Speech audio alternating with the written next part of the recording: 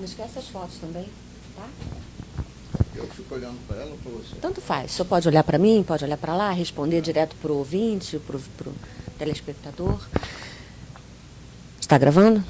Estamos aqui no gabinete do deputado estadual Luiz Paulo Corrêa da Rocha, um deputado muito ativista, com 70 leis aprovadas e mais de 100 projetos de lei. Inclusive, a sua última lei fala da questão do IPVA, das multas, da questão do transporte, né? E a lei é a 7.718 e a gente tem muitas dúvidas. Por exemplo, deputado, bom dia, primeiramente. Bom dia, é um prazer. Muito obrigada por receber a nossa equipe. Muitos carros sendo rebocados no Rio de Janeiro e muita gente com medo. Eu não paguei o IPVA, será que eu vou perder o meu carro numa blitz? Em que consiste exatamente essa lei? Olha só, o IPVA é Imposto sobre a Propriedade do Veículo Automotor. Se você não paga o IPVA, o Estado tem direito a te inscrever na dívida ativa para obrigar você a pagar. E caso você não pague na dívida ativa, você poderá perder o veículo. E em que condições se inscreve na dívida ativa? Se você não paga o IPVA de 2018, a partir de 2019, o Estado pode te inscrever na dívida ativa.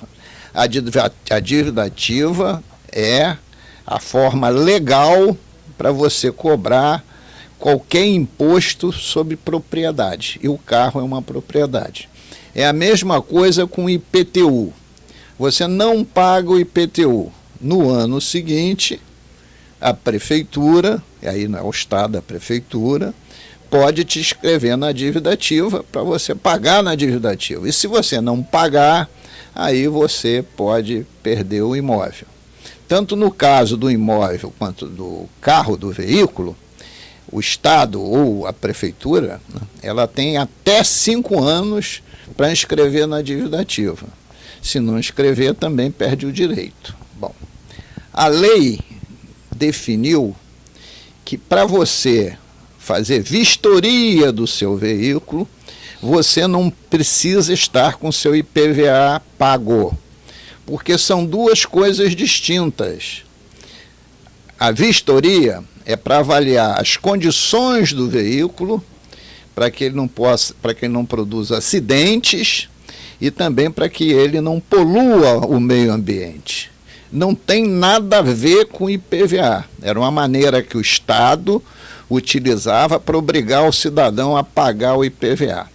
Então a lei acabou com isso, mas só em relação ao IPVA. Hoje, se você tem o IPVA atrasado, você paga o imposto obrigatório, né? Num banco, se eu não me engano, custa R$ 49,00, paga as multas que você tem do seu carro e vai lá, faz a vistoria. E aí ninguém vai te rebocar. Agora imagine que você não pagou o IPVA e fez a vistoria. Ninguém pode te revocar, nem o Detran, nem a Polícia Militar, porque além da lei, nós provocamos por ofício o Ministério Público do Estado, que entrou na Justiça com uma ação civil pública, na 2ª Vara de Fazenda Pública, e o juiz, na sexta-feira passada, deu a medida cautelar determinando que ninguém apreenda nenhum veículo que esteja com IPVA atrasado. Agora, se você não fez a vistoria, vão apreender o veículo. Se teu veículo estiver em péssimo estado de conservação, vão apreender o veículo. Se você está estacionado num lugar errado, vão rebocar o seu veículo. A impossibilidade de fazer isso é especificamente ao não pagamento do IPVA. E se o Detran não estiver cumprindo essa lei, qual é o caminho a seguir? Aí é facílimo. É comunicar ou ao nosso gabinete ou ao Ministério Público que a gente denuncie o juiz e, como já diz a decisão dele, o Detran será multado e obrigado a liberar o veículo, desde que a apreensão seja por não ter pago o IPVA, mas esteja com a vistoria em dia. E o Estado estando em crise do jeito que está, o senhor considera que essa lei possa prejudicar a arrecadação? Antes de mais nada, a gente tem que defender o direito do cidadão, porque o Estado só existe porque existe o cidadão. E não prejudica o Estado. Por quê? Porque o cidadão não vai deixar de pagar o imposto. Ele pode ser inscrito na dívida ativa e pagar esse imposto parceladamente lá na dívida ativa. Qual é a sua opinião sobre a vistoria? O senhor acha importante fazer a vistoria anual? Olha, o único estado do Brasil que tem vistoria é o estado do Rio de Janeiro. Eu desconheço outro estado. A vistoria, e esse número eu ainda não tenho, mas tenho quase certeza que dá prejuízo ao Detran, ao cofre do Detran, porque ele gasta muito mais com as terceirizações do serviço do que arrecada com a vistoria. Mas ela está prevista no Código de Trânsito.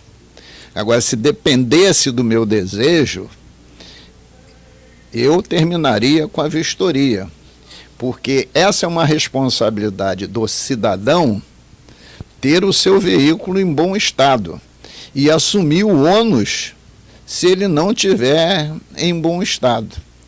Mas pode ter que hajam outros interesses inconfessáveis de continuar a ter essa vistoria para se ter contratações em massas de OS, de organizações sociais ou de empresas, né, especializadas nesse assunto. Mas, numericamente, eu considero que o Detran não ganha R$1 com isso, gasta mais do que arrecada.